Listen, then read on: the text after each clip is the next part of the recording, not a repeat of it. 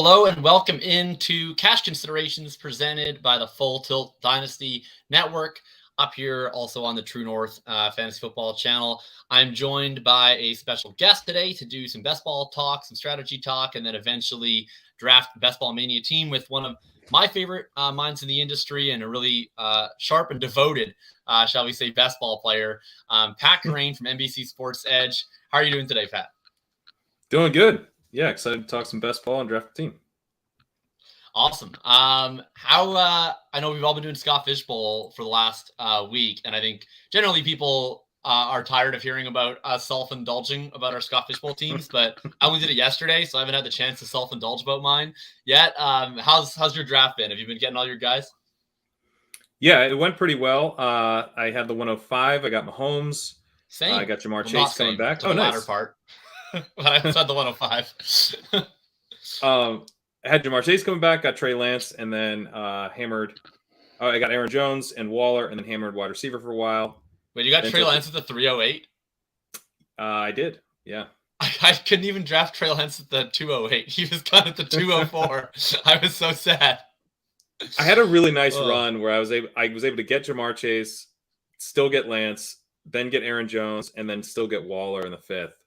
Oh my God. So that was pretty nice value, and then it allowed me to build out 4 straight wide receivers, and then I have like Pollard, Rashad White, Alexander Madison, Isaiah Spiller as my other running back besides Jones, just like all upside cracks. And then since then I went away from running back, grabbed a couple wide receivers and a second tight end, and I'll probably grab some running backs to close it out. Your build sounds very similar to mine, but just at much better prices. Is essentially what I'm hearing. So I went Kyler, the 105. Mahomes went, of course. I was pretty surprised that I couldn't draft like anyone that I had hoped. I was hoping to get Andrews or Pitts or Lance. Failing that, I would get Jefferson or Chase, and then they were all gone. So I got Cooper Kupp, which was like, I guess a nice value. He was the 101. He was the 101 in our league. Wow, big value hound then with big Kupp. Value, yeah. And then and then I got Kittle because Waller was like already gone, and I was like, there's no chance I'm leaving without a tight end. So I took Kittle in the 3rd, came back with Javonte as my anchor running back, and then we lived in the wide receivers for a while. We ended up adding Higgins, Deontay Johnson, we got Jerry Jeudy, Chris Godwin was in there. And then then we got, this was like the Pat Kerrane All-Stars run from 10, 11, 12. We got Treylon Burks round 10, Sky Moore round 11, Donald Jones round 12, and then Rashad White round like 13. That was really where we found our brand equity right there. Rojo went really early in mine, like to the point where I was like, it's a little early for Rojo. I gotta find where he went. But I also got, he went in the 10th. Okay. Which is so round before I took I guess. Him. Or 2 rounds before I took him, actually, to mind. I got Jamie, Pollard since drafting after again. Rojo. Wow, that's a deal. Jamie, yes, we're drafting again. We're gonna have a quick little chat here about portfolios and exposures for about 20 minutes or so, and then we're gonna draft. I would say I'm aiming for a 9:30 Eastern time draft start. It's gonna be Best Ball Mania, so there's no link. I will hover over the draft button for like 5 seconds, and then I will enter it. You never know, for the 12th team to enter, you might get screwed, but hopefully I'll be in there early enough that it'll be fine. Let's talk best ball, which is what this show is.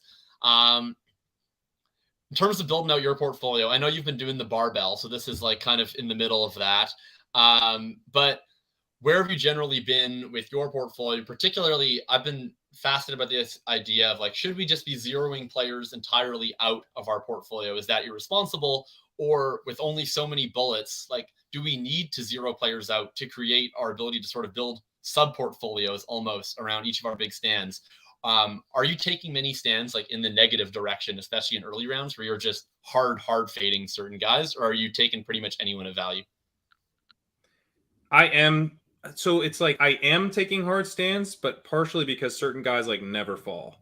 So like, for example, like Nick Chubb, I don't take much where he tends to go. But sometimes Chubb will fall to I've seen you draft Chubb like a lot, actually. So I think this is a lie. I feel like I keep seeing these Chubb 311 teams on you.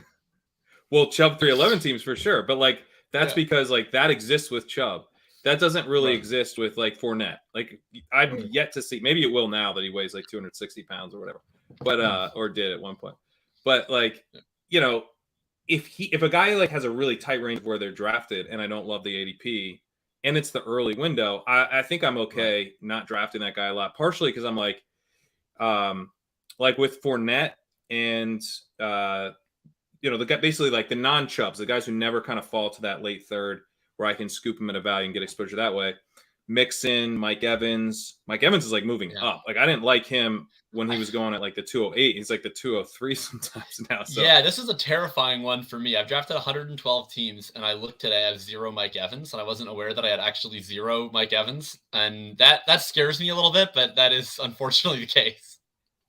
Yeah, the Mike Evans one and the Mixon one as well. Both those guys feel like they shouldn't be like all that much more expensive than they are now. Like maybe this is actually to Derek's question about whether or not this is a staged apartment. This is actually a green screen provided by NBC Sports Edge for me to use. So wow, in a way, I am. Just draft more Russell Gage. Yeah, his ADP luckily has remained entirely affordable. So like with Mike Evans, right? Like I'm kind of in the same boat where I like barely have drafted him. I assume that I have drafted him, but I don't ever really target him. So like can he really go higher? Like is he going to be the 112 in late August or something? Like, I don't think so. It feels to me like some of the Mike Evans stuff is that like we feel like more confident about his early season role than we do some of the other stuff around him. But I still struggle to see how he's more expensive. So with him, I'm like, I'm definitely gonna be underweight on Mike Evans going into the season, but I don't think I'll be like crazy underweight like I am now. Because like that's something I probably fix, or maybe Mike Evans falls a little bit. Maybe we get some bullish reports on Chris Godwin. That he's going to be back very early in the season, and I'm able to get Mike Evans much cheaper than everybody else. So I think I can like eat like a little bit of this wasn't optimal ultimately, or like I have all the cheap Evans and none of the expensive Evans. Right. I mean, that would be ideal. And if that happens, I'll certainly draft some Evans. If he stays, like I might just not, to be honest. Part of my lack of Evans is that I've been on the Pete Overzet plan where I only draft 1 through 5. I actually have contractually obligated not to draft. I'm pretty jealous. In the 10, 11, 12 range. I think I'm over. I think I'm like about 50% 1 through 5. Like I added up. I was talking to my buddy yesterday. I have 18% Justin Jefferson, which is like my favorite thing in existence. Yeah, I love Jefferson. And then my buddy was like, "Aren't you scared of fading Chase?" I was like, "No, I have 12% Jamar Chase." He was like, "Well, that must mean you have like no Cup." I was like, "No, I have 8% Cooper Cup." And they're like, "Do you never take the running backs?" I was like, "No, I'm actually like quite overweight on McCaffrey and I have close to enough Taylor." He was like, "So do you always pick the top 5?" I was like, yes, I do. Actually, that's quite accurate. So you don't get Evans for there, but somehow I think I'll live. I guess my thoughts on it is like, I'm okay just accepting that like if a certain player is the guy you need in week 17, that I won't have him.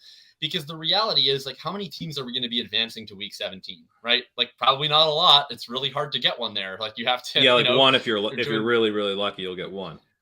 Right. So it's like the idea of not having a certain guy in my portfolio season long is not scary to me, because at the end of the day, like, I'm not that concerned about my advance rate anyhow. I think that I can mitigate being wrong on a player. I'm almost assuredly going to be wrong on a few players. Like, last year I was fine enough. I was super wrong on Leonard Fournette, for instance, who is like one of the best advance rate players to have, and I had not a whole lot of them.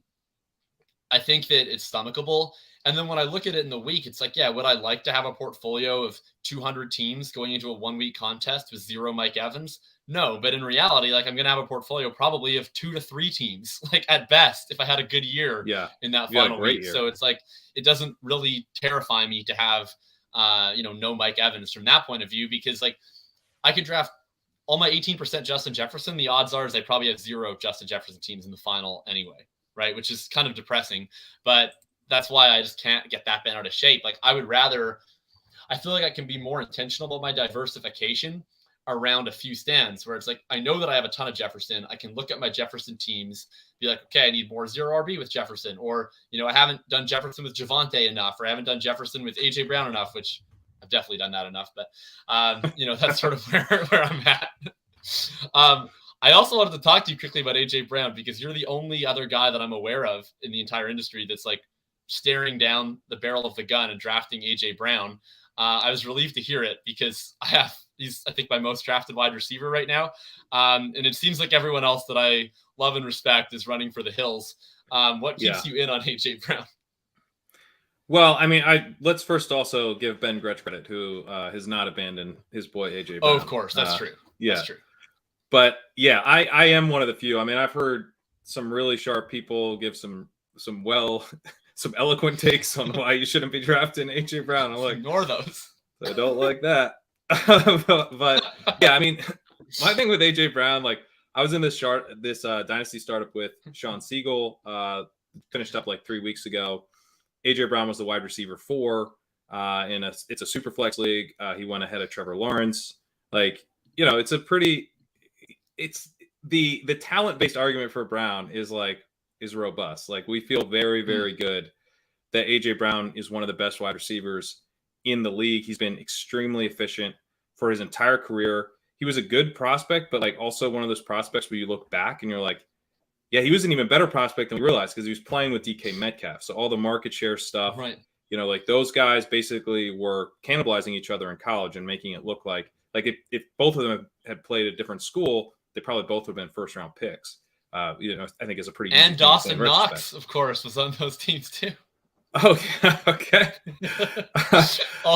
Elite target runner, Dawson Knox. Yeah, elite targeter, elite route runner in terms of the amounts of routes he runs. Truly, it's the quantity, really. Yeah, it actually is for some of these guys.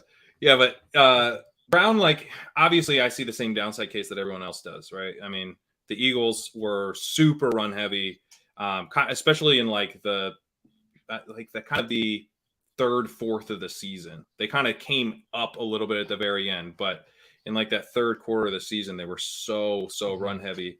But they did start pass heavy, and I don't think that they will be pass heavy again to start. But they tried some stuff out, and the thing they found that ended up working the best last year was being really, really run heavy. And it's possible that they are that way again. And then you have AJ Brown dealing with really good target competition from Devontae Smith, Dallas Goedert, and not awesome quarterback play. So, if that's the situation, like, we're going to be unhappy with our AJ Brown exposure. But I think he's a much better receiver than Devontae Smith. And I think Smith had a good rookie year and will probably be like a good pro. But like, AJ Brown is a superstar. He's a superstar. Right. So like, I think he can still have a really big target share. And I think defenses at the same time aren't going to be able to completely key on him. And I do think, to some extent, if you're trading for AJ Brown and you've already shown a willingness to at least try out a pass-heavy approach with Hurts, that at some point we'll see the Eagles open things up at times. And I mean, AJ Brown's kind of always been this big spike week guy. He's never, so you want to talk about a guy who could potentially get you there in week 15 or 16 or win the whole thing for you. I mean, AJ Brown, he can have one of those massive blow-up weeks because he's so good after the catch. He's got a deep threat ability that's really strong. Jalen Hurts will chuck it downfield. And you could just have the Eagles be kind of they could be one of those offenses that kind of explodes for big games, kind of like the Ravens in the Lamar MVP season. Kind of like I don't think they're going to be 2 years ago. Kind of like the Titans 2 years ago. Exactly. Yeah. I'm not projecting them. I'm drafting a ton of AJ Brown, but I'm not I don't really think it's all that realistic to expect them to be I don't know, even a Rams type of pass first team. They're going to be, I think they'll be a run first team. I'm hoping that they won't be basically Titans level, which is, I think what some people are projecting, and I get why. Yeah. I mean, I think, and I'm trying to check myself a little bit. Derek Brown, he's on side with this, saying AJ Brown with a career high in targets would be sex. It certainly would be. That would be great. I'm trying to check myself against just trying to find explanations that tailor to my bias, which is my bias is that I want to draft AJ Brown and want him to do well. So I have to try and warn myself against that.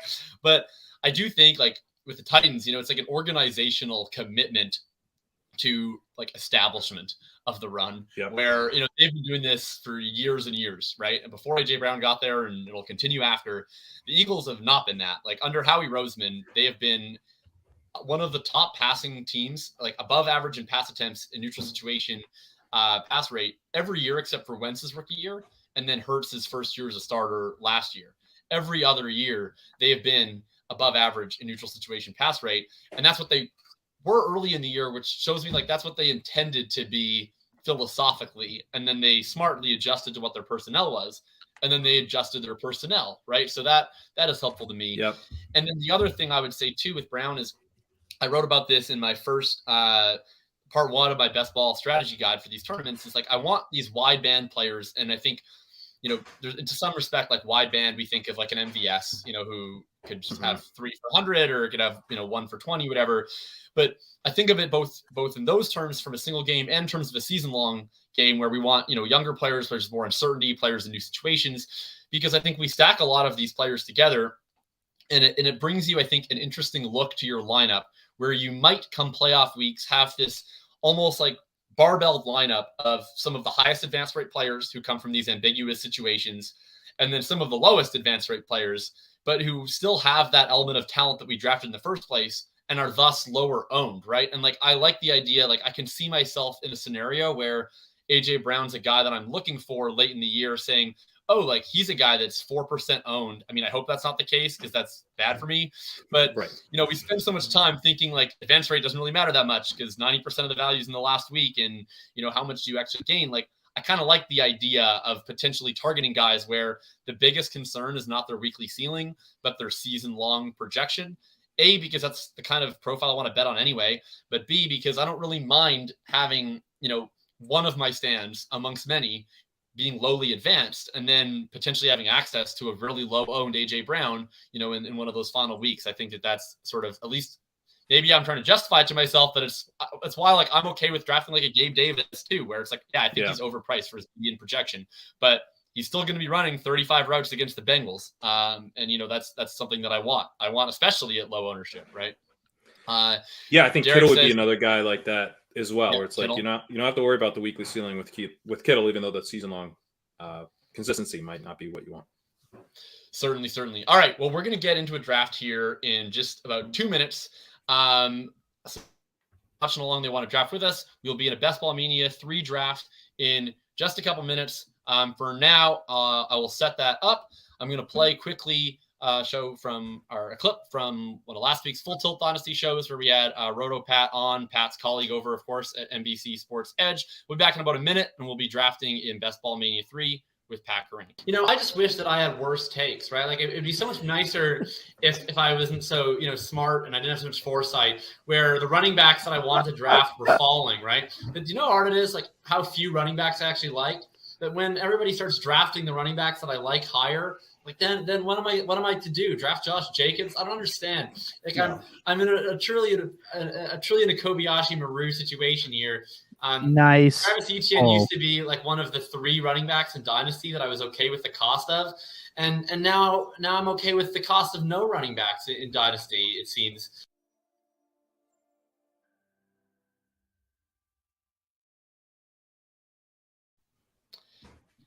All right, welcome back in, and here we go. We're going to fire this up. I'm going to hover over the list. And by the way, that Dynasty take absolutely applies to Best Ball with Etienne. Like, I remember drafting him in round 7 in the first week of the DraftKings contest, and I was like, oh, this is my stand this year. I'll have 50% Travis Etienne, and it'll be great. And now I, honestly don't even want to draft him. I think he's, a little overpriced. I'll plug our physical magazine that we put out, the NBC Draft Guide. Look at that. In that, I wrote an article about I'm bullish on Travis Etienne because I was much higher than the rest of our rankers on Travis Etienne. And it's like, explain why you're bullish. And I was like, I'm not bullish. This ADP is wrong and will correct by the time you're holding this. And it did. So it'll probably end up being my best take of the offseason. And it doesn't make me any money, but I remember I even put out a tweet, which again, nice foresight that I'm sad came true. But I was like, my hottest take is Travis Etienne should be drafted at the 3-4 turn next to James Conner. And then it was like, oh, well, he is now, and I don't like it. He is now. The room was like, you're right. Hope you got You're all right. the ETN you wanted. And it's like, I guess it's good for my Jalen Waddle exposure. Yeah. All right, I'm going to hover over the thing. We're going to enter here. 3, 2, 1.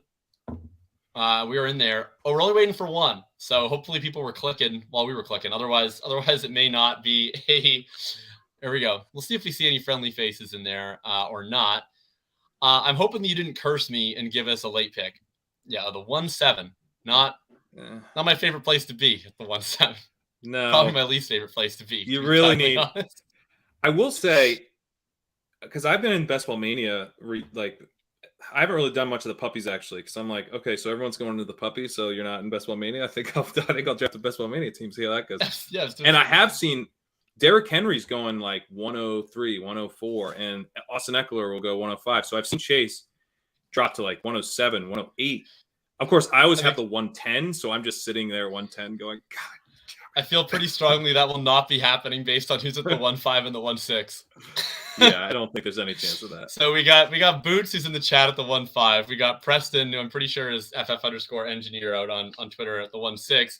I have a feeling that both the 1-5 and 1-6 are watching, so that's not great for our ability to discuss picks on stream. Gotta get the big dog. This is half-point PPR. You gotta get the big dog. That's true. It is half-point PPR. People don't know that. Have you been drafting much of the big dog this year? Yeah, I tried. No, I'm not. I did actually in the first puppy. I would draft the big dog and then draft like the exact normal team that I would typically do.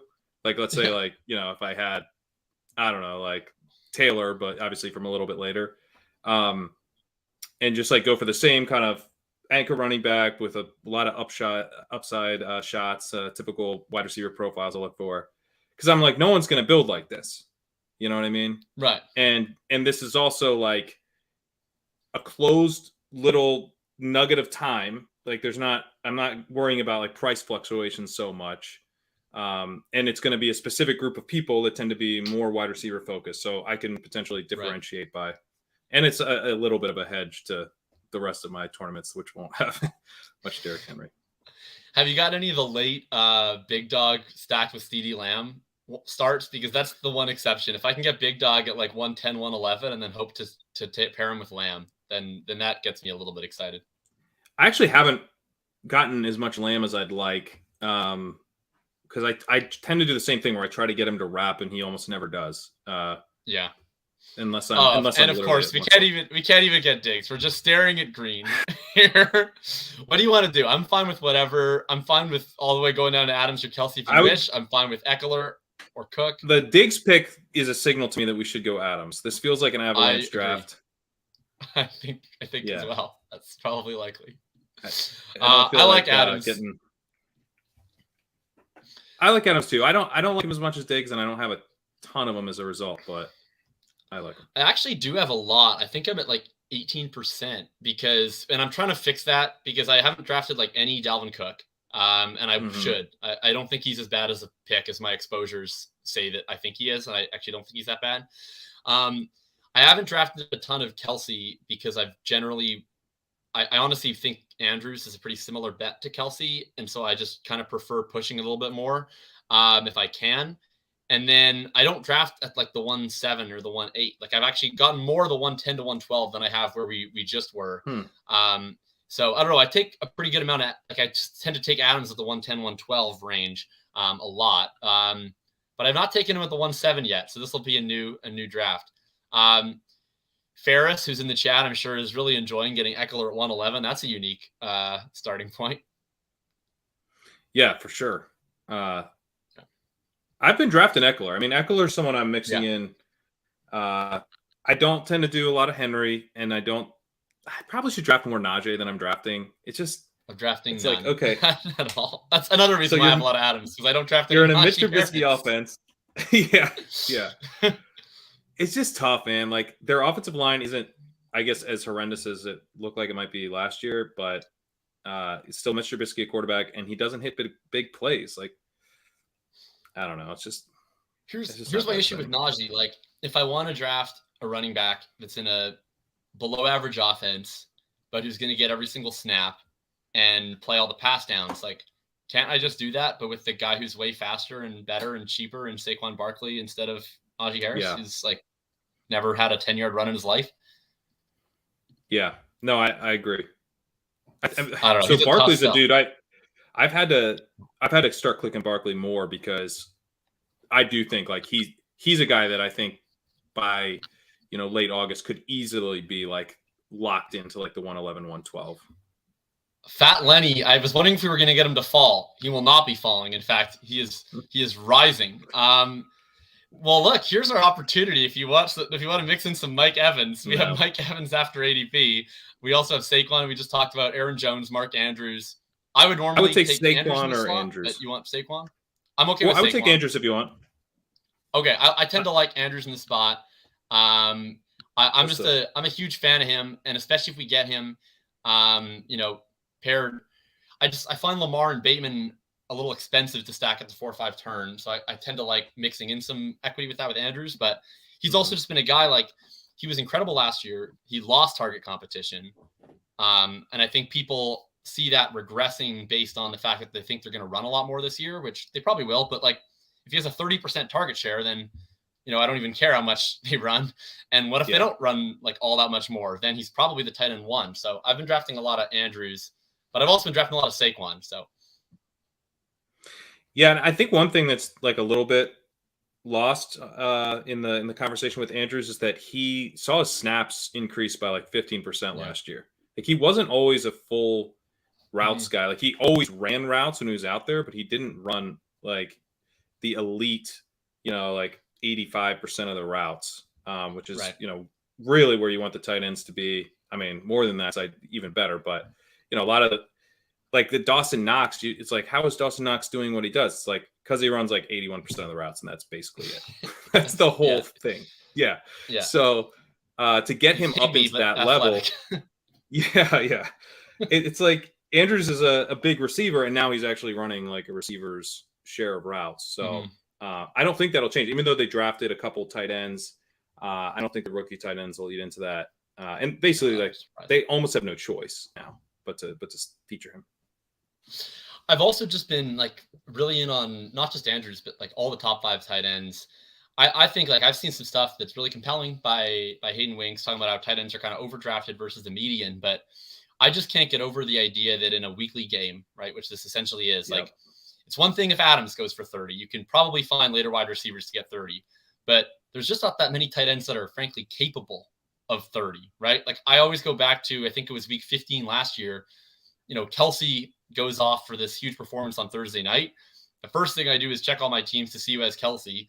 And the next thing I do is to check my teams to see who I have, Andrews or Kittle, because I'm like, if I don't have Kelsey, I need someone who's capable of matching that performance. Yeah. And, like you can draft 3 tight ends late, but like Evan Ingram, Tyler Higbee, Gerald Everett, like these guys, like they can't get you that 30. And when we're talking about 450 person final, to me, at least, it's like, if you're giving up 10, 15 points at tight end, like it's going to be really difficult because someone is going to have that tight end and a really high scoring wide receiver. So I really tend to prioritize it personally. And I've been drafting a lot of Andrews. I've been drafting a lot of Pitts. Seeing Pitts still here makes me kind of wish that we took Saquon, to be honest. This is why I'm not drafting as much Andrews, actually, because I think what do you like here? Nothing except for Kyle Pitts, who we just took Mark Andrews. So my bad on that one. Okay. No, I don't ever draft Keenan Allen. I'm okay with it. And then I don't mind it here. Would you draft Kamara? I've been drafting Kamara, but a little bit after this, I would take Keenan. I don't have a ton of Keenan either, but it's almost 5 picks after ADP in a wide receiver heavy room. So I mean, DJ Moore just went. So yeah, it doesn't feel as good when it's Keenan Allen, does it? It's gonna not quite as great. No.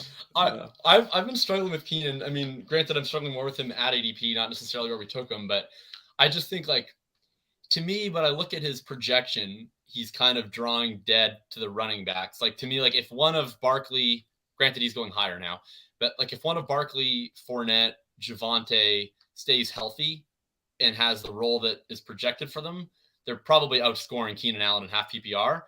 And then I don't normally care that much about that because I'm drafting wide receivers for the spike weeks, but he's Keenan Allen. in half PPR. So it's like, Yeah. I just don't know that he has more like 25 plus point equity versus the running backs or the wide receivers. And then I feel like he's kind of drawing dead to like the running backs, or at least whoever the best running back is of that cluster, to actually outscore them on a median. So he's a tough one for me, but I need to click more because I want more access to that game, and I tend to take the least of that game versus the other good ones. Me too. Yeah. So this one's interesting. I think, like, personally, I like both of these two. I like Waddle a lot. I mean, I like Gabe Davis too, but I like Waddle more. Yeah, I like Waddle more, and we're not invested in that game. So yeah, okay. I'm definitely in with Waddle here. What are you doing with a little bit further down? But I like would have given some thought to it since we did take Keenan. What are you doing with Akers? Because he's a guy that the start I was taking 0 of because he was going in kind of the same range as Hall and Etienne, and I preferred them. Mm-hmm. But now I'm in this weird spot where like I have Darrell Henderson's literally my most drafted player.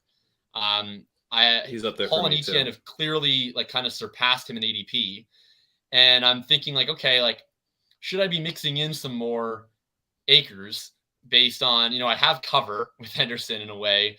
And, what if he actually is just like a 3-down running back like we thought, like the market projected him to be last year? He's on a great offense. Like I'm kind of struggling. In some ways, he seems like a very clear dead zone back. And in some ways, he's like not, because he's obviously not being drafted at his ceiling, because we all thought his ceiling, or at least the market did, was like the 110 last year. So have you drafted any of him, or what are your thoughts on him? I haven't drafted enough of them, but he's a guy that it might just be a leak. Like it's not even, like a Mixon thing where I'm like, I'll deal with this later if I need to get, Mixon, but he just feels overpriced right now. Akers doesn't really feel that overpriced. He's just not like, so normally I love Kittle where he's going. I like Waller where he's going. And so if I'm on this side of the board, like I often, if I'm like on the front end of the board, maybe if Andrews gets there, but if not, I'm kind of eyeing the tight ends on the 4 or 5 turn. So, and then I'm usually like looking for another wide receiver there. If I've taken a running back, which if you're on that side of the board, you may have taken Jonathan Taylor or CMC. So I might not be like in the kind of structural position to be taking a running back or prioritizing one anyway. And so it just is all kind of adding up to me being pretty underweight on Akers, but I don't necessarily think that's a good thing. So I am taking a ton of Darrell Henderson. So like you, I could probably mix in Akers and, I'm already covered if that doesn't work out. Are you concerned about the blurb post that they see Kyren Williams as the eventual replacement to Darrell Henderson? No, I mean, he injured his foot. And it doesn't seem like he's going to be able to get a full. I mean, maybe he'll be totally healthy by week 1, but I think a rookie running back missing kind of a big chunk of the offseason stuff is not great. And Kyren Williams, I mean, just not very athletic. I thought he was going to be a really interesting running back prospect. Pretty interesting production. Yeah. Kind of a versatile guy, but he's undersized and he isn't athletic. So maybe he will eventually take that role over, but it could be on the Darrell Henderson timeline, and it's like 2023 or 2024. Right. So yeah. Well, I was hoping that we would potentially get a falling Lamar or Herbert with this start. We certainly did not. Brandon Cooks goes there. I mean, Mahomes is tempting to me, even though we have none of that game, but he's backdoor stackable. Mahomes, we're probably gonna have to reach for other guys. I'm fine taking Mahomes, but we'll probably have to. Yeah. Who else would you take? Like, I'm okay with Juju. I don't really love. I'd rather take Mahomes than Juju. All right, let's just do it, and then let's hope. This has burned me before on a stream because now everyone knows we need the Chiefs guys. I did listen to that one. I remember. I'm gonna do my best Davis Maddock impersonation. We got to take Mahomes, guys. He's the easiest to backdoor stack in the world. He's not. I think he stacked him with Rojo. I think we got Justin Ross or something. Oh, Justin Ross. Okay. Well, is Justin Ross really a stack it, but he's like on the practice squad? No, he's going to get signed off the practice squad by the Bears, so it doesn't count as a stack. Oh, we got to draft Fields then. Yeah, we got to prep for that. Yeah, I've done the man. same with. I've done this a lot with Mahomes, where he falls, and I'm like, well, he's backdoor stackable, and sometimes it's worked phenomenally, and sometimes it has been catastrophic. Where, like, the other issue for me, are you taking Hardman? Because I'm struggling to click his name. I am taking Summer Hardman. Okay. One thing that's tough with me about drafting is like I will come to these realizations, then I'll like be like targeting a guy for a week or two, but then I'll kind of get out of the habit again, and that's kind of where I am at with Hardman, where I'm not really drafting Hardman in my most recent drafts a ton, but there's a period where I was like prioritizing him because he hasn't actually been terrible, right? His whole thing is that he hasn't been able to get on the field and earn playing time consistently, but like he's been okay in terms of yards per out run, targets per out run, been all right. We're back up here, and this is good. Awful. God. Oh my God. Funny thing, the worst part about doing the stars for the game stacks is that it's like telling you to draft Josh Jacobs. No. Elijah Moore. Yeah. That's the solution. Yeah. There we go. That's something. All right. I'm glad to get you. I don't even love Moore where he's going, but sure. I love that better than what was staring at us. It was either going to be our second unstacked quarterback or guys that I don't tend to draft a whole lot of. Ferris is loving his 2 running back start team. I hope that you'll cease to enjoy that. But we'll see. Maybe you should make it a 3 running back team with Josh Jacobs or Elijah Mitchell. Perhaps. Yeah, you're getting a real nice value there. Or he's on the other turn. Where's Ferris at? He did. I think he got the Eckler team, right? Yeah. Oh, that is a nice start. And when he takes Deontay, who I like, Monroe, who I like, correlates with Mooney, and he has Pitts at 35. Okay, yeah, that is a good team. It's a pretty good team. It's a pretty good team. It's all right. It's okay. We got RB1 Rojo coming in to stack with Mahomes any day now. Yeah.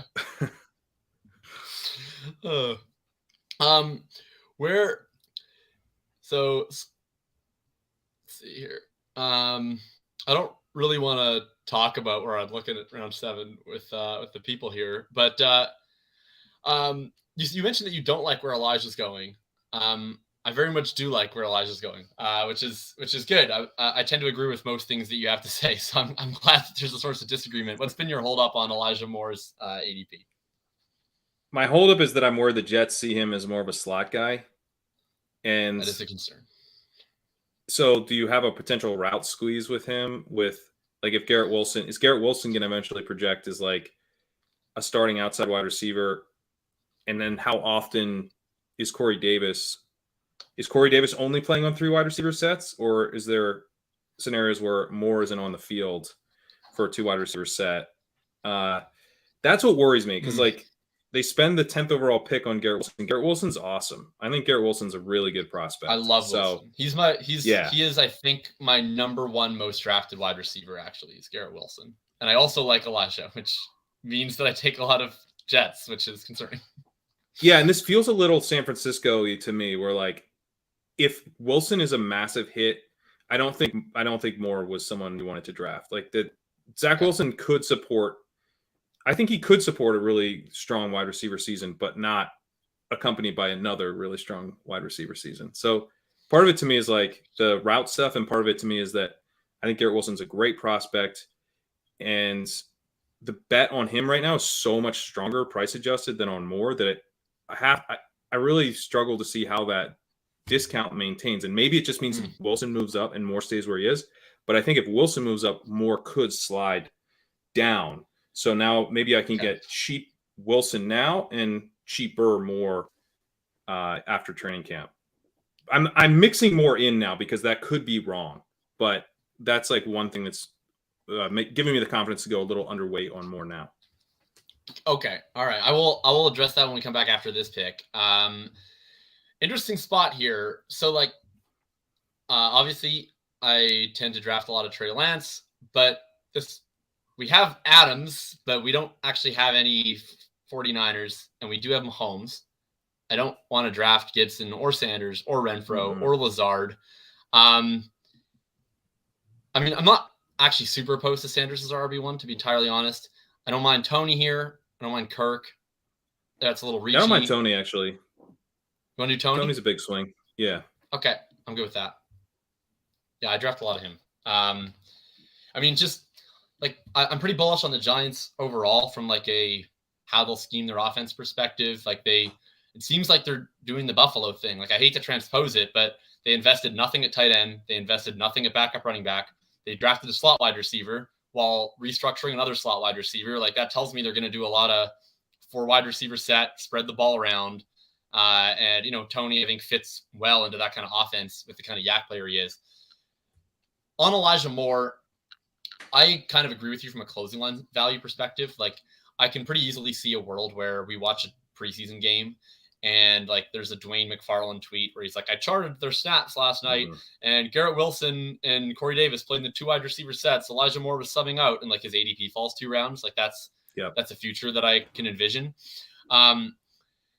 I certainly remember drafting another slot wide receiver going into year 2 in round 6 last year on a lot of my teams that didn't end up so well. Not sure who you mean. Yeah, can imagine.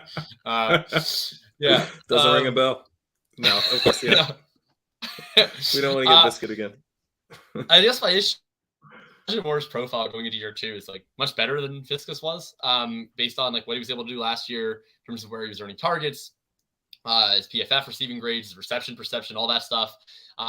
He was a phenomenal profile prospect. Like he seems to me like a guy that we should be drafting in like round 4, like in a vacuum, just as a receiver. I get the Zach Wilson concerns. I just think that both of them are underpriced. Like I guess I just look at the scenario and I'm like, okay, there's all of these young players on the Jets that are coming into this offense, and Garrett Wilson and Elijah Moore and Breece Hall. Like, what if Zach Wilson's just not that bad and he's like actually fine? What could we get out of this? We're back on the clock. This is really well. I guess at this point I don't usually draft MVS, but we kind of need to get a Chief, don't we? Or Clyde? Let's go ahead and take MVS, Gibson. Not Clyde. Okay. Can't take whenever you can take MVS as your 6th wide receiver versus Clyde as your first running back, you gotta do it. You gotta do it. You can't take Clyde. I think Sanders would have been a decent pick there, but I do like getting a Chief. I mean, not having Mahomes stack feels. We might get bad. Sanders or Gibson to follow us yet. Not that I draft Antonio Gibson ever, but I would draft him in the 9th. Yeah, Antonio Gibson's like the Josh Jacobs guy for me. Where I'm like those two, I'm just not drafting unless they fall absurdly late. Which basically means unless it's a ship chasing room, I'm not drafting them. I think I got Jacobs in the Spike Week draft because he fell to like the 9th or 10th. I mean, I prefer Jacobs to Gibson and Monty actually, because at least Jacobs' offense is good. Like, if I'm drafting a dust ball, I'd rather draft the one on the team that I think will score touchdowns this year. Yeah. Yeah. I just, with Jacobs, it's like, maybe he gets used as a pass catcher. Yeah. But like the thing that's tough with Jacobs is, okay, it doesn't hit big plays. He's like, he breaks some tackles, but I mean, he's basically like David Montgomery, or like he's kind of like Alexander Madison or something. Like if he was in a good offense and he had all the work, he'd be like really easy to plug in DFS. But we know he's not going to get all the work. This is going to be a committee offense, so it's just a tough play.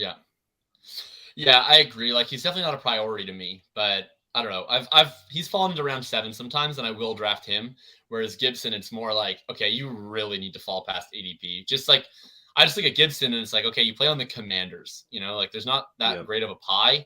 You're losing pass downs to McKissick. I don't know how much he'll lose to Robinson, but like he doesn't have that much to begin with. So any rushing he loses to Robinson, especially at the goal line, is extremely detrimental.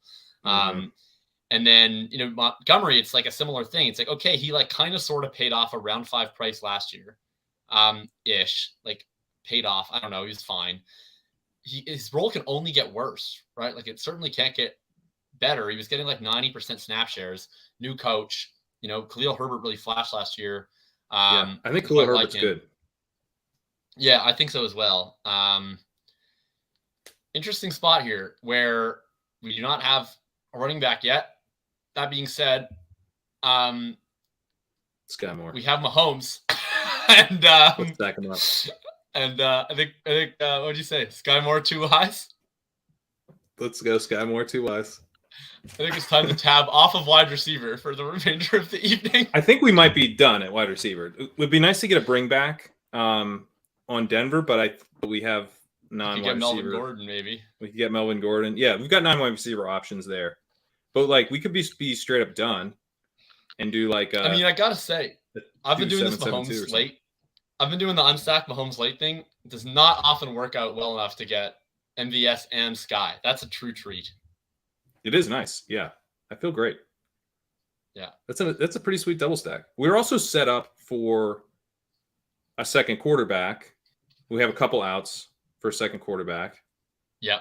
And then we're done. I'm going to star those right now. I've become less vigilant over time in my starring of players.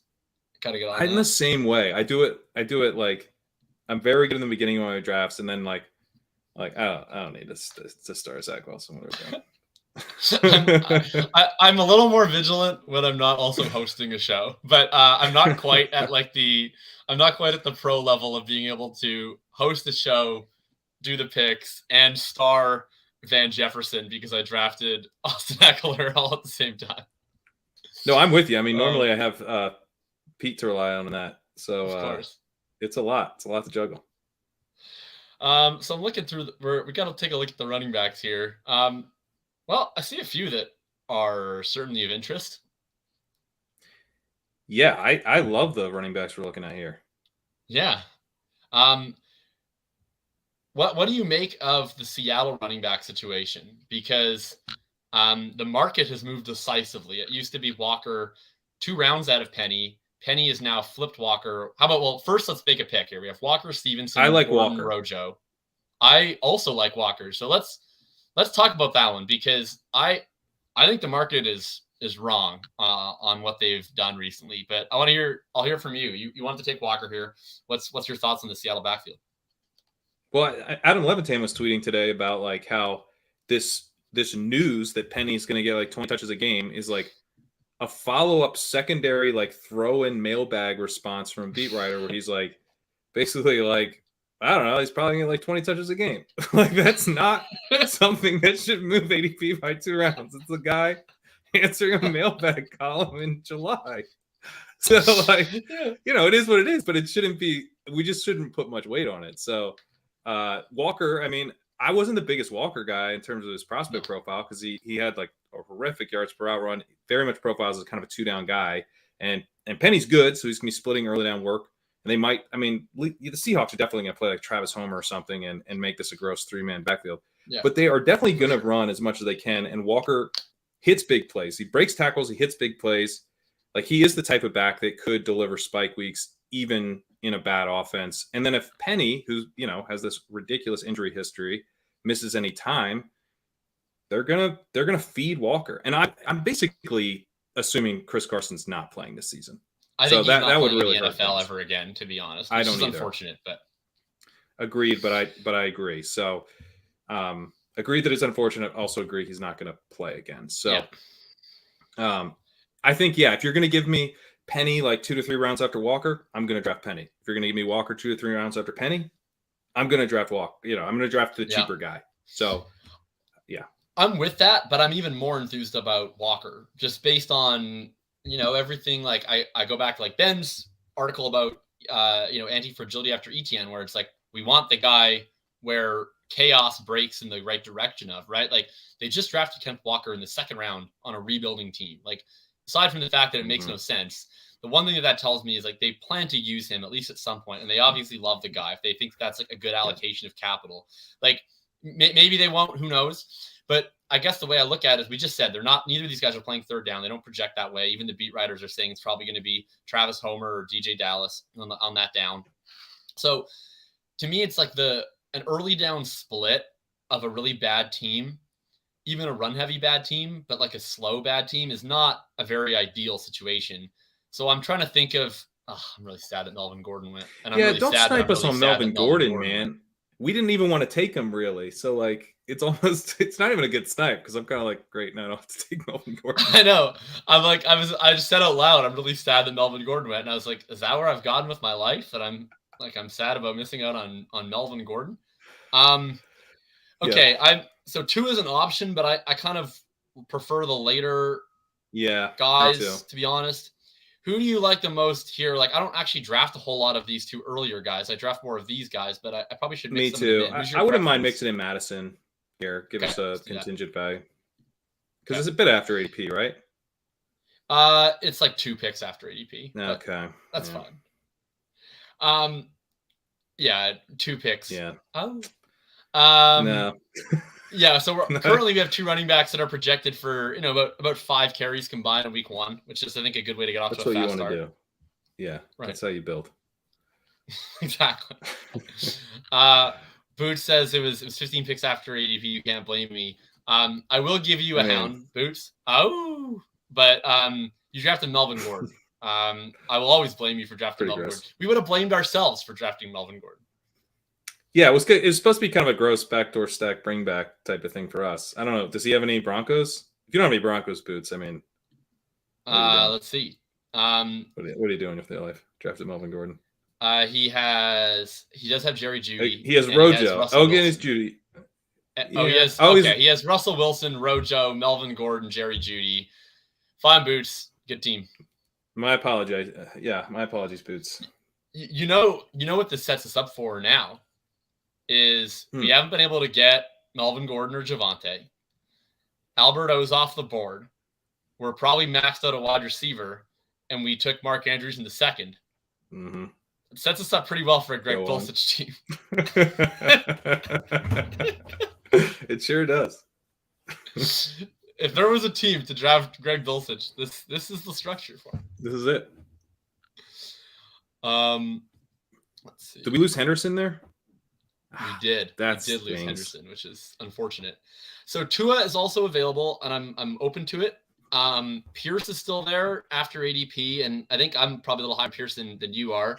Spiller is there. I would have loved Hendo. I normally don't draft a lot of Hines, but he does A, correlate with Tony, and B, like, it might be nice to have some stable production with these picks here. I lean Spiller just for a big old swing. Okay. It's at some point in time, we may want to draft a running back that will score points in the first month of the season. Is that optional? You can do that if you want. Overrated? Yeah, it's very overrated. No, I mean, obviously that would have been nice to have some of that. No. I think we're going to draft. We're going to draft a ton of running backs on this team. So yeah, we're drafting 7, I imagine, right? Probably. Yeah, we're going to draft 7. Yeah. So we should be able to find like a mix, but there's kind of that tier of White, Madison, Spiller, Pollard goes earlier, but like I do think those guys are kind of I love that tier. A cut above in terms of the contingent value. Henderson very much in that tier. Henderson's nice because you could also see him starting the season with some production. That's why he's so fun to draft. And he would have been nice to get a little thing in there with Keenan, which, I mean, Spiller kind of does the same, but I'd rather have a little bit of both sides. And I like Spiller and Henderson a lot because when we talk about these correlations, like that's a game where I really think that the top guys are overpriced. Like I think Keenan and Mike Williams and Allen Robinson are all priced in a range where I don't draft a lot of them.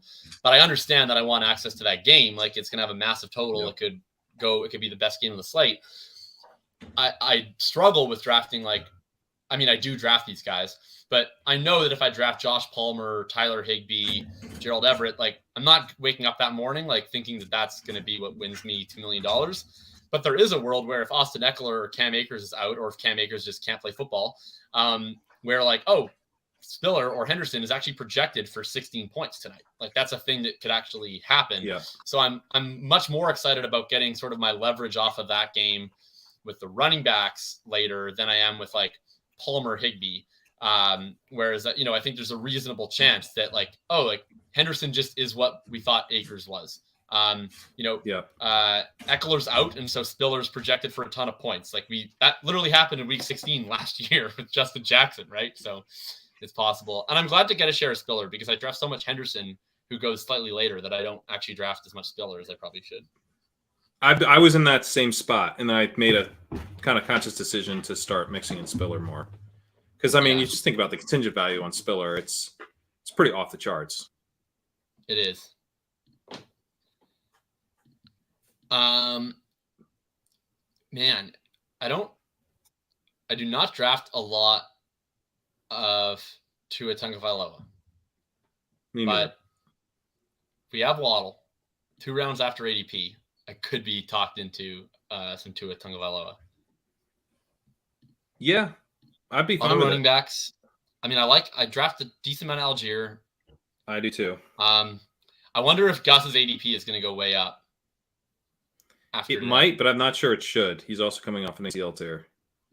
His rehab's going better than Dobbins, I think. But I would do Tua or like I like Tua or Algier for me. I think Algier is pretty nice because he potentially will give us maybe not the earliest season production. He is a rookie, but he should be the kind of early down guy. All right, I'm good with that. Like that's certainly a guy I draft a pretty solid amount of. Like I think he's the one guy of this next year after the guys that you were mentioning that I actually like. Like I don't really draft a lot of Michael Carter.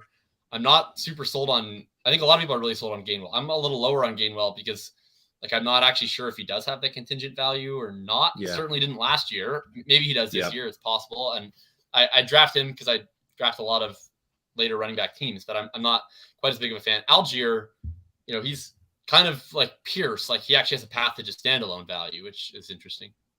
Exactly. Yeah. Yeah, I struggle with Gainwell because I think he's really talented, but they seemed kind of lukewarm on him last year. And like, imagine, okay, Miles Sanders has sprained his ankle. Jordan Howard comes in for a workout. Like, you know what I mean? Like isn't that like exactly the way that's going to go?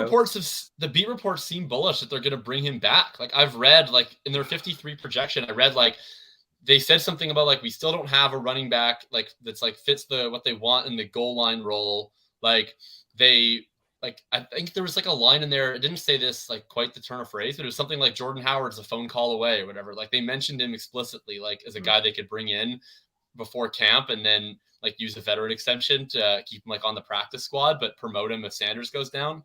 Like that world is out there, and that world makes me want to die. But like that can totally happen. Yeah, that's what they are going to do. I think you need Gainwell to be like really good. That's how he pays off. And there's reasons to think he could be. Oh my goodness. I'm like, because I'm checking these teams to see like, what do I think they're going to do in front of us? And Dathy 1032. I wouldn't. Oh boy.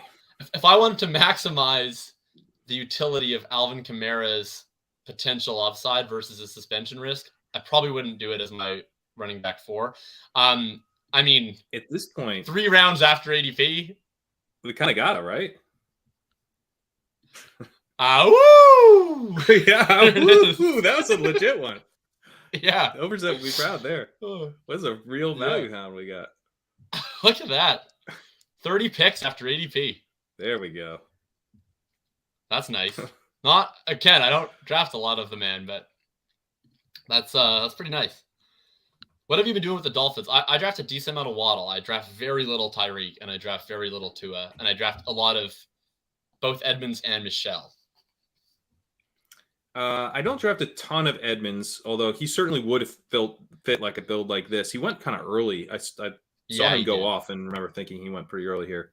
But but like he sometimes fits in with like where we took Walker, maybe a little earlier than that. Usually. Yeah. And I like him in those builds. It's like your first running. I mean, that's pretty sweet if you can get like a 9th round Edmonds in like a true 0 running back build. Mm-hmm. And yeah, because I think he'll give you early season production, but he's not going to score touchdowns. So he's not going to have a goal line role. So, I think Michelle's really interesting for that reason. And I also think Mostert is interesting for the same reason. Like one of those dudes will score a fair amount of touchdowns unless they both get or something. But like I think one of those guys is in line for goal line role and Edmonds is not.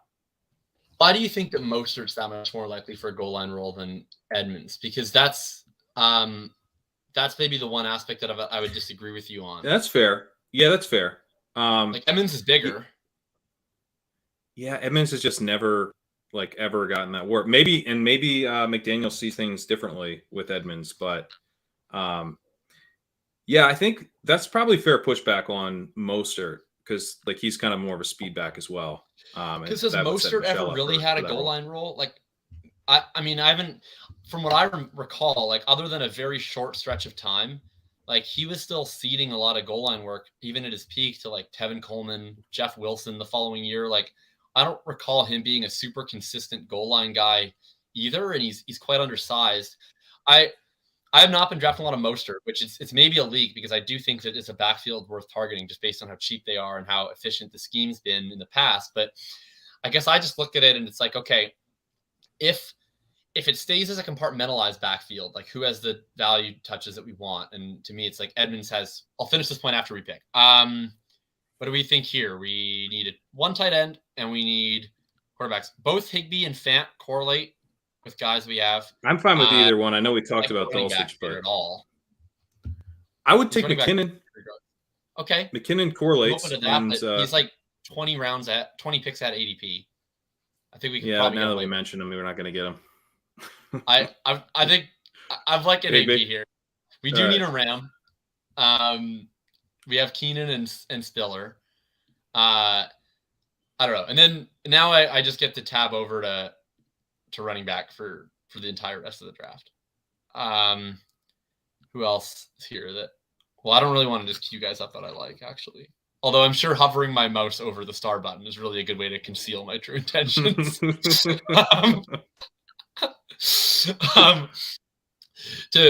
To get back to this point on Evans, yeah, Boots is neither an Evan good in a true zero RB role. I agree. Yeah, he did do exactly that. Man. Why have I got to compliment another team in here? Yeah, come on.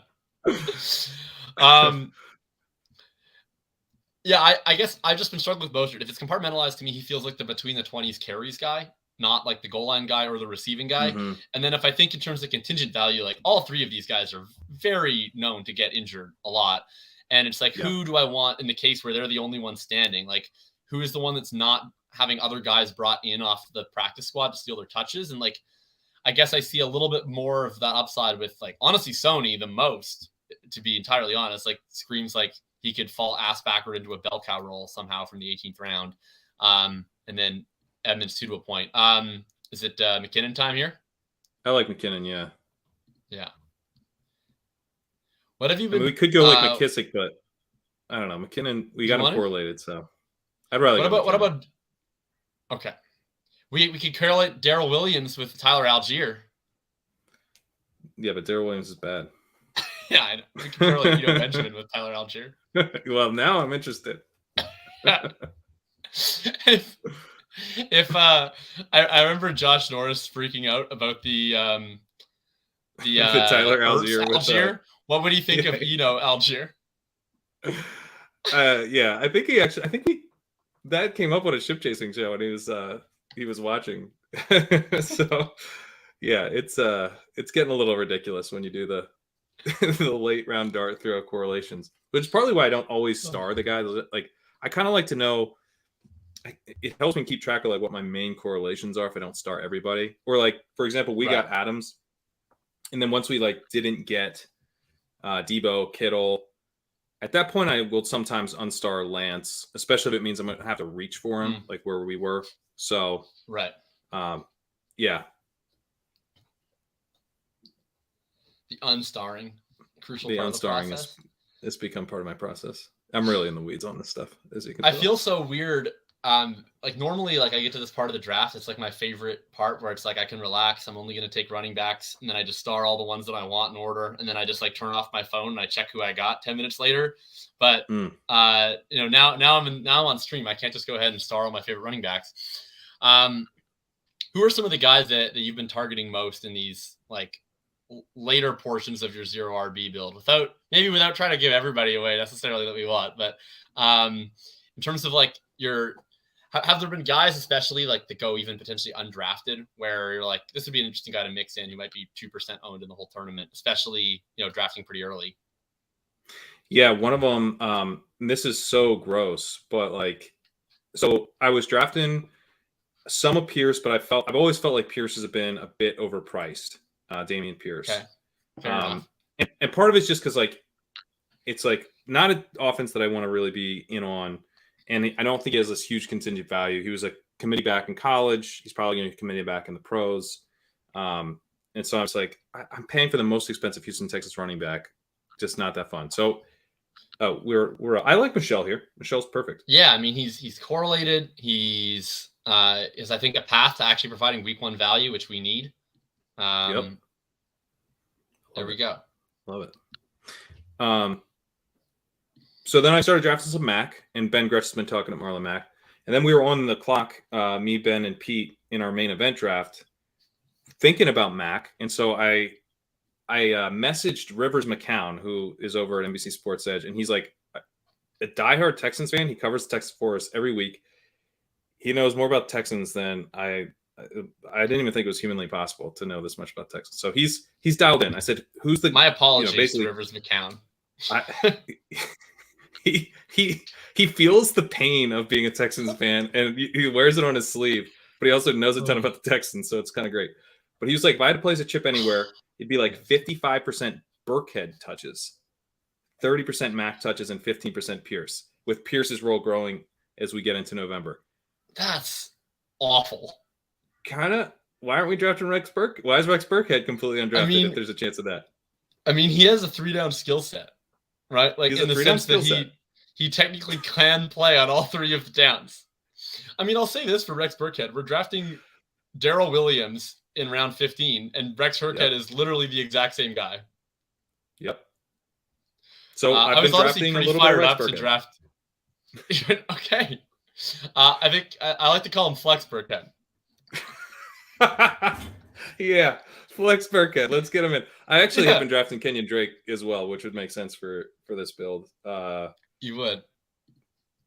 So his ankle apparently still not 100%, but I kind of want to draft Burkhead now that you just talked. All right, let's draft Burkhead. Sure. This will be my first, because I have a decent amount of Drake, but this will be my first share of Flex Burkhead. Flex Burkhead. I mean, look, we were saying we needed some week 1 value. If we get 55% of the week 1 touches for Flex Burkhead, that could really help us out. I mean, to be honest, if we get like 85% of Nyheim Hines in the 18th round out of Flex Burkhead, I think this team's in really good shape. So does that mean they're going to cut Dare then, and then Burkhead's going to be the 3rd down back? Is that the hope? They basically have to cut Dare. If Dare makes the team or gets if Dare's active on game days, then the Texans backfield is going to be a quagmire. Dare sucks value out of backfield. Yeah. He provides no value himself. He just steals snaps. Yeah, it's true. He's just out there to pass block. Yeah, it's awful. I saw, this will be the last take I get for you. The Arizona backfield is an interesting one because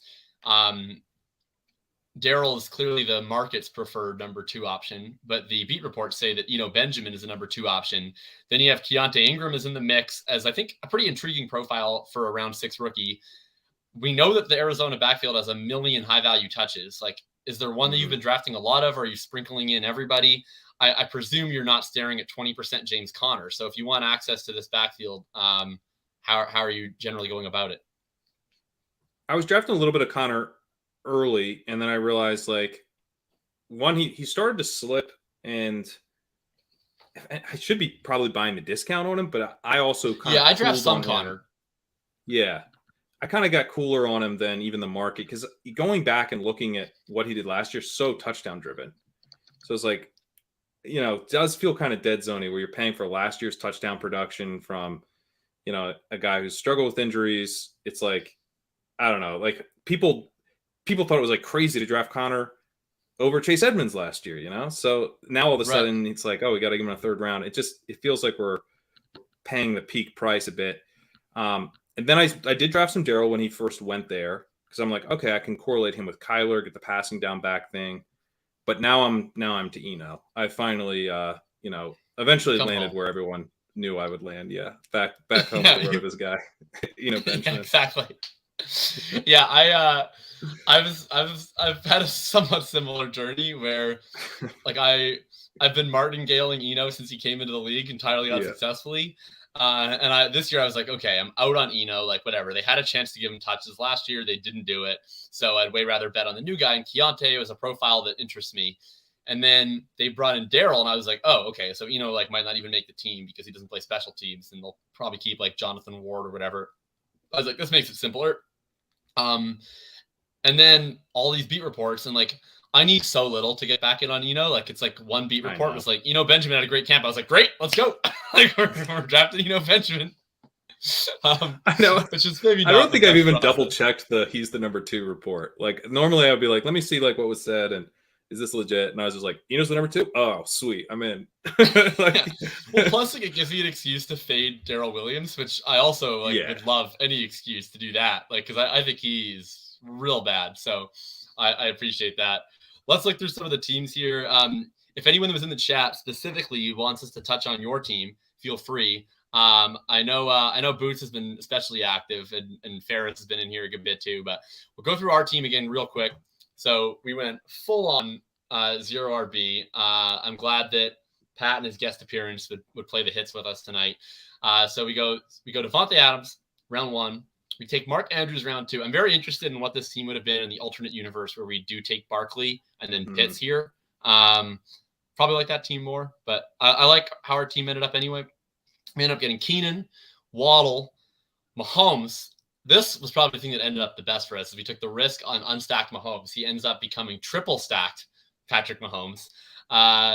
We got Elijah, Tony, MVS, Sky Moore to complete our KC stack. We come back, correlate Elijah Moore, Ken Walker, get Alexander Madison in there, go Isaiah Spiller, Tyler Algier, value hound Tua in the 14th round, stacked with Waddle and the Sony Michelle. Higbee comes back with our Chargers. Then we finish out with Jarek, Sony, and new 0 RB target, Flex Burkhead. Running back who I have selected in the FFPC main event, much to my chagrin, Rex Burkhead. I still have one running back slot left to select someone in the Scott Fishbowl. Might be Rex Burkhead, maybe. Rex Ferris says he's ready to be coming. Ferris says he's ready to be yelled at. Whoops. I misclicked. There we go. Let's see. How do you feel about what do we got with? I just want to get your thoughts real quick on. We got a triple stack with Mahomes. So we did not get a Denver bring back. How? Well, I don't like it. How bad is that? Yeah, I think it's not great. But I also don't like. So I prefer to have a bring back for sure. I don't totally know what we could have done. Like we never had a realistic shot at Javonte. We never had Judy. Like Judy would have been the same round as Mahomes anyway. Like after we took Mahomes, like what were we gonna do? Like I don't really ever want to draft Tim Patrick. And then by the time that we got to Patrick and to Hamler, we had already taken 7 wide receivers. I don't think we could have afforded to lose a running back on this build. I think Albert O or Dulcich would have made sense. Albert O went like well ahead of ADP at a part where I think we needed running back more. So really, I think the only realistic option that we had would have been Greg Dulcich, which like I think would make us feel better at night. But like, what are the odds that Greg Dulcich is actually an integral part of your week 17 stack anyways? Like probably pretty low. So yeah. Plus we got Higbee who's correlated with our Chargers stuff. So I guess here's the nice thing about it in a sense. It's like, if what if KC just slaughters them? Right. And it's like, is that super likely? Probably not. It definitely happens in some world. What if like Russell Wilson is out that week, and they beat them like 45-10 against a backup quarterback. And then like you have all these Chiefs stacks, like realistically, probably most of the teams that do have gone to the level of Galaxy Brain, at least where they're like, oh, I need to take Mahomes with Sky Moore and MVS and Jerick McKinnon. Like those teams probably have Broncos too, if they're putting in that much effort. Especially the Sky Moore ones. I bet I would love to know like Sky Moore's like versus just MVS. Like the MVS Mahomes correlations, like those like single stacks or double stacks with another guy probably have less Broncos than the Moore ones. That would be my guess. Right. I agree. So if you're looking at like the Mahomes Sky Moore teams, like, okay, well then fine. If the Chiefs just slaughter them, then we have more bullets to make out the rest of our lineup than the Broncos teams do. That's the story I would tell myself. Like I certainly, again, like I think that it's better to have Broncos, but I don't think it's like untenable to have one side of the stack, I guess is my thoughts on it. I don't either. And I wonder if like maybe we could get there if it's like Sutton or something. Like if it's kind of like you had like you really want this Bronco, but it's a Bronco that's like pretty tough to get with a big Chief stack. So it's like you need the Chiefs and Sutton. There might not be a big Chief stack with Sutton in week 17. True. So maybe it's like an expensive Bronco that's super hard to fit into those stacks. Right. I mean, that's certainly true. What if it's like they run for 3 touchdowns, Javonte gets 1 and Melvin gets 2? Like, I don't know. Like, if Melvin gets 2 touchdowns, that boot snipe's gonna hurt pretty bad. It would. But like, I guess that's the thing too. Like, there's such a high. So to me, it's like the bringbacks are almost more essential even in like the smaller field stuff where like the bar's a little bit lower. Like in a large field, if you're playing like I mean, this is still a small field GPP, but if you think about it in a 450 person DFS tournament, would I always include a Bronco with my MVS Sky Mahomes team? Of course. Is there like a pretty reasonable chance that my team gets there and it gets there with a Bronco who has like 18? Like that's possible. Right. Mm-hmm. And so if that's the case, like if like Sutton has 18 or Judy has 18, like it all kind of spreads around. Like, I don't know, why couldn't one of our guys like easily beat that? Right. Like, I don't think you're drawing dead to that. Like, I don't think that for our Chief stack to go off that like a Bronco has to have 25. So it would help. Right. But I think it's less about like drawing dead as it's more just it lessens the amount of things we have to get correct, which would be bonus. But it's not the end of the world, right? So I don't know. Agreed. I don't think it's the worst thing. How have you been handling these stacks? Like in terms of how much do you like to in your ideal world? Like, do you prefer to do like a single with a bringback? Do you prefer these like triple stacks with multiple bringbacks? Like what's generally been your rule of thumb on them? So I think I'm trying to think about it a little bit in terms of the tournament to some extent. Like on DraftKings, I've been doing their $20 one, which has a 20-man week 17. It's just 20 people in the final. Right. So I think you can get a little bit more stacky there. Like stack like 8 guys. Yeah, because you're not going to need everybody. No. You know, and it's just like kind of getting less things right. It's like a really small field GPP. You basically need to win 3 super small field GPPs in a row in 3 consecutive weeks. Mm-hmm. So I think there you can go a little bit more correlation heavy. And then even in Best Ball Mania, like I've experimented with getting like with over correlating a little bit. And I like, if I'm going to over correlate, I'd rather like over correlate one team. Like I've done like Lance triples, which is like not going to work in 1 week, obviously. But like maybe the 49ers are like the offense that you kind of like. One of the key offenses. Like basically everyone was a little underpriced because Lance is like better than we're thinking he's going to be as a passer. And then those guys are kind of rolling through the weeks to help get you there. And then like maybe you need 1 or 2 in week 17. But at least you have that correlation helping you get there where if like you've just gone completely nuts with like, I don't know, kind of like unstacked, you know, not bringing the quarterbacks along and having a ton of Raiders as well. Right. That doesn't excite me as much. Although I have also done the thing where you go like big Chief stack, big Broncos stack. Because that at least feels like those feel like 2 offenses that could be completely mispriced to me. It's like I love stacking the Broncos at their prices, and I love stacking the Chiefs with their Broncos. I love stacking the Chiefs at their prices. So if I'm getting both guys playing each other in week 17, that's just like an added bonus. I don't think I would do that like with, I don't know, like Bills Bengals. Yeah, or you know, that's a good one. And then the LA Bowl is so expensive as well. I'm really not doing that one much at all. I agree with you. I think KC is uniquely positioned to be underpriced, like in general, and in a way that I don't think those other good teams are. Right? Because like usually, if I'm doing a massive team stack, I want to be betting on the offense to surpass expectations as a whole. I don't want to be picking. Like if I'm trying to be picking like who is the guy you need from the team, well then I want to have a single stack, right? If I'm just trying to bet on the offense, like to bet on the offense, I kind of have to bet on an offense that isn't already priced like closer to its ceiling.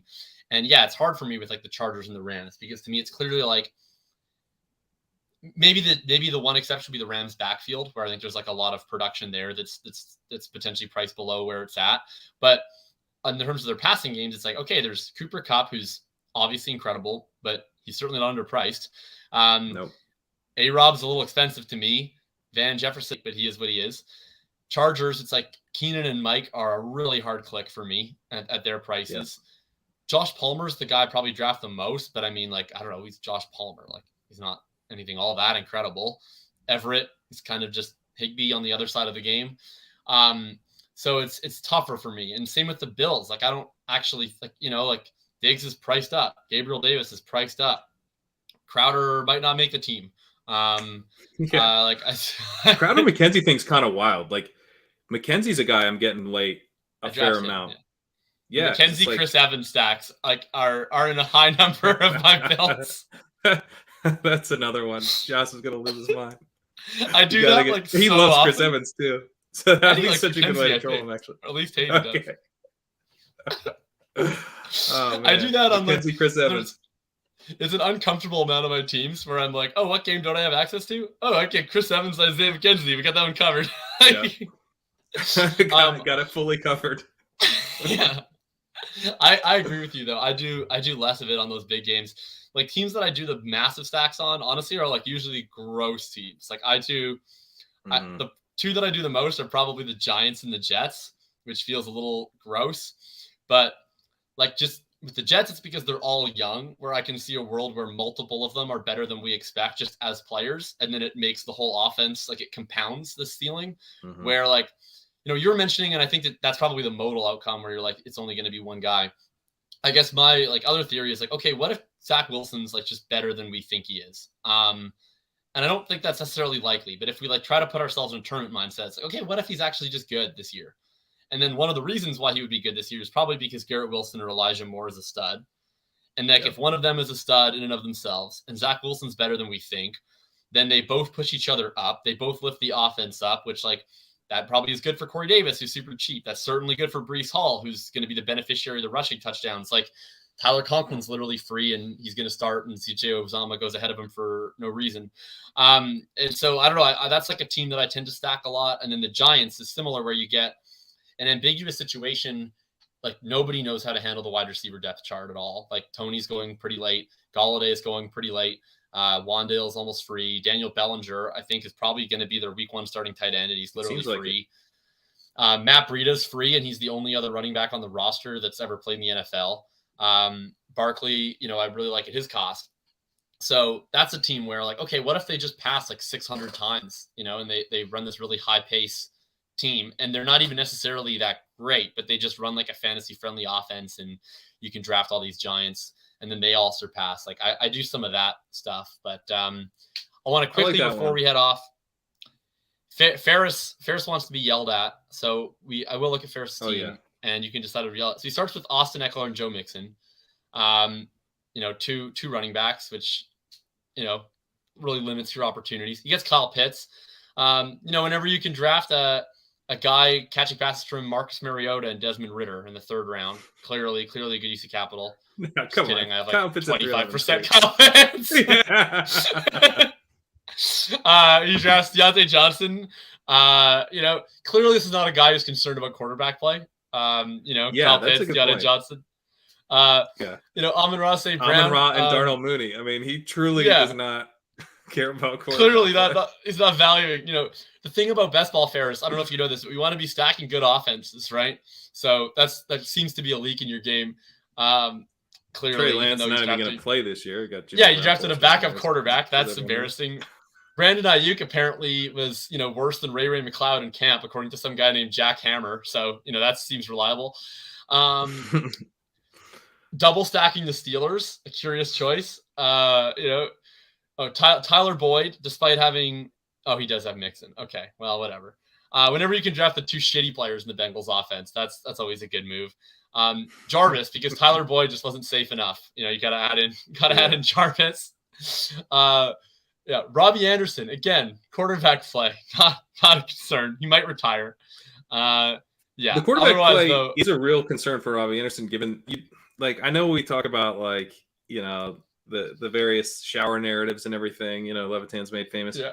How about the blood feud narrative? Do we want that? Is if Yeah. the quarterback and wide receiver are in a blood feud, is that good or bad?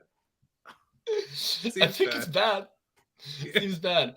I'm pretty sure this is an unstacked Daniel Jones. That seems suboptimal. Even though Especially, Jared yeah, Goff you was did a double available stack. with Amon-Ra, he could have done Goff with Amon-Ra and Mooney. Come on, man. What are you doing? It takes Eno purely to spite us, which is just mean-spirited. And then, Marcus Mariota, the Marcus, Kyle Pitts, backdoor stack. I actually respect that quite a bit, as gross as it is. Although I think Marcus Mariota is drawing like 0% chance to be starting in week 17. Yeah, I just do Pickett, dude. You already stacked the Steelers. You got a double stack with the Steelers. Would you do Pickett or Trubisky? I prefer Trubisky. If it's a third quarterback, I'd rather do Pickett because I'm playing for week 17. Trubisky's very bad. I think Trubisky is more live to start week 17 than Pickett. That's my stance. Really? I think Trubisky plays the whole year. Oh, man. That's such a tough scene for the Steelers. Pickett's the only thing that you can say for Pickett really is that he's pro ready. Yeah, I just think he might be pretty bad. I don't know. I think Trubisky's fine. Okay, here's a thing I'd love to get your thoughts on, actually. So it makes you feel gross, not just because how bad Trubisky is, but because of like the moral quandaries. The way I've been thinking a lot about how to attack this Deshaun Watson situation while it looms in the air, especially before his value rose up. And what I landed on was that my favorite way to do it was to take one quarterback in the first 8 rounds and then you can't get him as late anymore. But then I was taking Deshaun in round 17 and Trubisky in round 18. With my thought being like, I get Trubisky is an early season, has good weapons, runs a little bit. And then when he stops starting, if he stops starting, you end up doing it with then Deshaun comes in.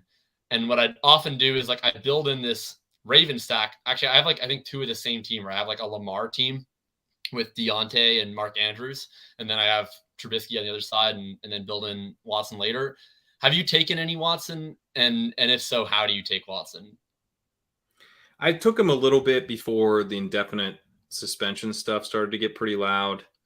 And I guess I probably should have taken more of them during this period before his price rose up. But I'm not taking him at the new cost.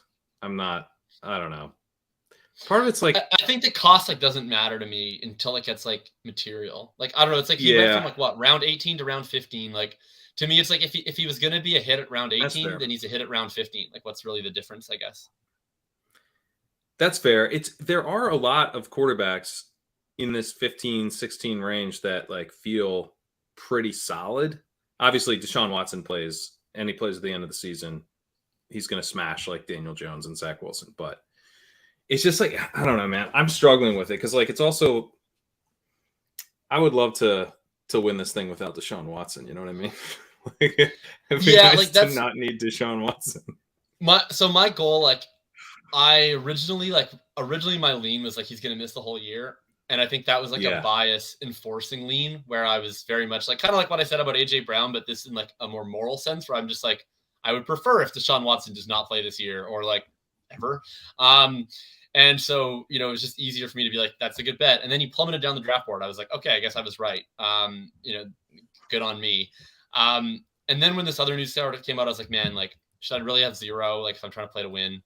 And then I'll say this, just morally, I don't want to be overweight. I just don't want to be rooting for him particularly. But I was sort of thinking how do I get to 6 to 8% just so I'm not dead if he does play? And then how do I try to do it smartly? And where I kind of landed was I want to stack the crap out of the entire team, right? Because if he plays more games than we expect, it's not just he's underpriced. It's Cooper's underpriced and Njoku's underpriced, Bell's underpriced. So I want to just slam the Browns all the way down. And then it's okay, I don't how do I do this? I don't really want to draft him in a 2 QB because I think even if he does pay off, he only plays half the season. And do I then want to do him in a 3 QB, but with 2 crappy quarterbacks? Not really. So that's why I kind of ended up on this Trubisky thing.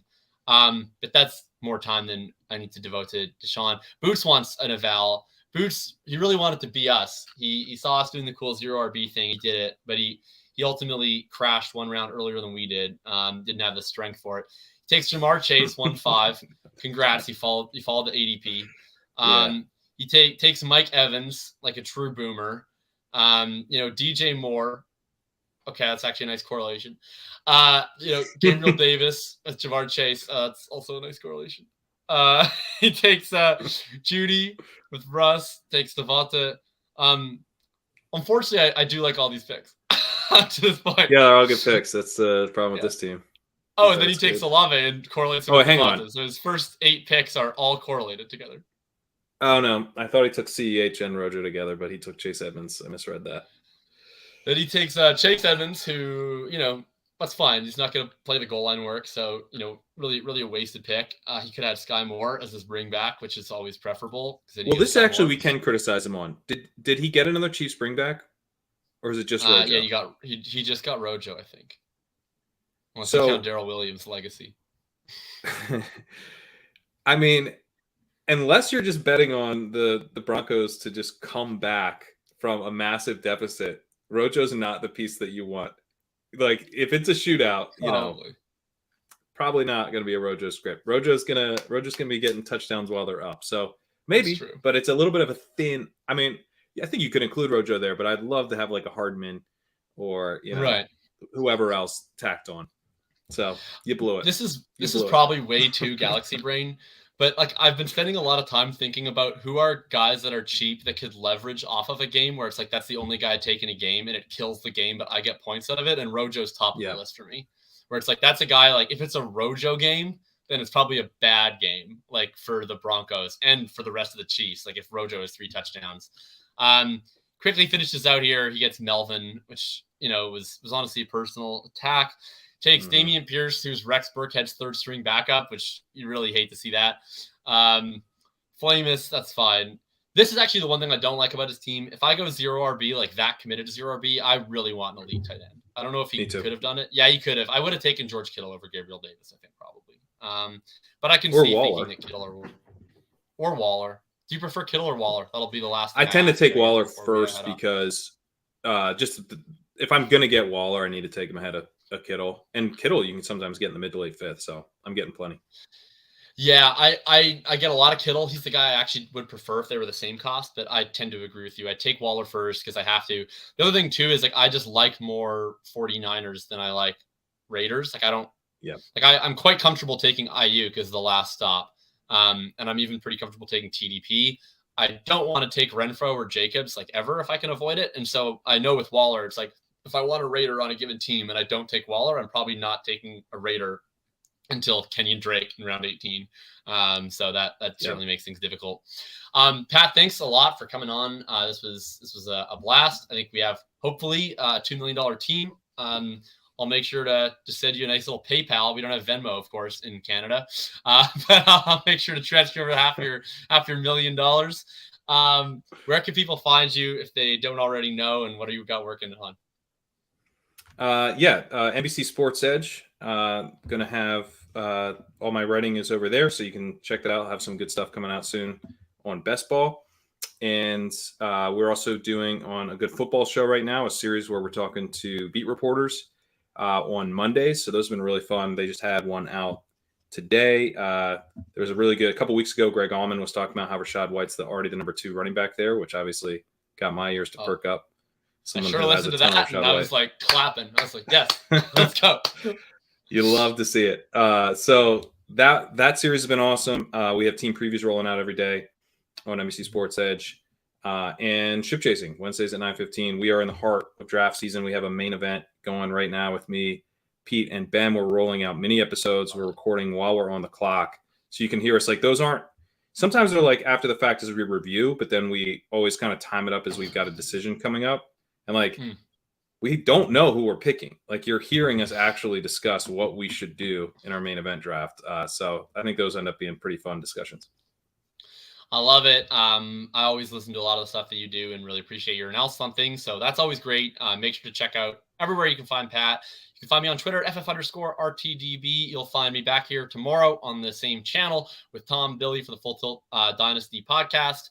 You can find me on Dynasty Intervention, or in the off season, usually more like Fantasy Intervention come summer, on Wednesday. And then I think we'll be streaming. I'm not 100% sure actually if we'll be streaming this or we'll be doing a pod about it afterwards. So stay tuned to my Twitter, but we'll be doing a Football Guys main championship on FFBC with Josh Larkey on Friday. So that'll be fun, and we'll have some write-ups coming out on that.